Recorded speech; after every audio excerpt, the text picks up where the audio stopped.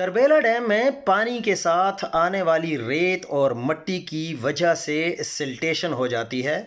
Tarbela dam میں سلٹیشن کی وجہ سے پانی ذخیرہ کرنے کی گنجائش 40% تک کم ہو چکی ہے۔ بہت عرصے سے اس کا حل ڈھونڈنے کی کوشش کی جا رہی ہے۔ سوچیں، ہو سکتا ہے کسی نے سوچا ہو کہ ایسا کرتے ہیں کہ اعلان کر دیتے ہیں کہ اس مٹی میں کئی 100 ارب ڈالر کا سونا ہے۔ ظاہر ہے وہ سونا نکالنے کے لیے مٹی نکالنی پڑے گی۔ اتنی بڑی مقدار میں سونے کا سن کر کئی بین الاقوامی کنسورشیم آ جائیں گے۔ سونا نکلے نہ نکلے، ہمارے ڈیم سے سلٹ تو نکل ہی جائے گی نہ اور۔ سمجھیں، اس کے درمیانے سائز کے نئے ڈیم جتنی پانی ذخیرہ کرنے کی گنجائش بھی بڑھ جائے گی۔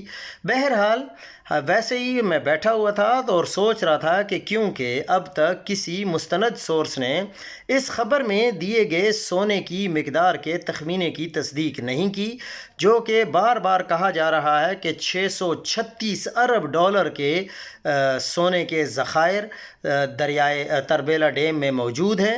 تو دیکھتے ہیں کہ اب جو بندہ اس کی سلٹیشن یعنی مٹی نکالے گا تو پھر پتہ چل جائے گا کہ اس کے اندر کتنا سونا ہے اور کتنا نہیں۔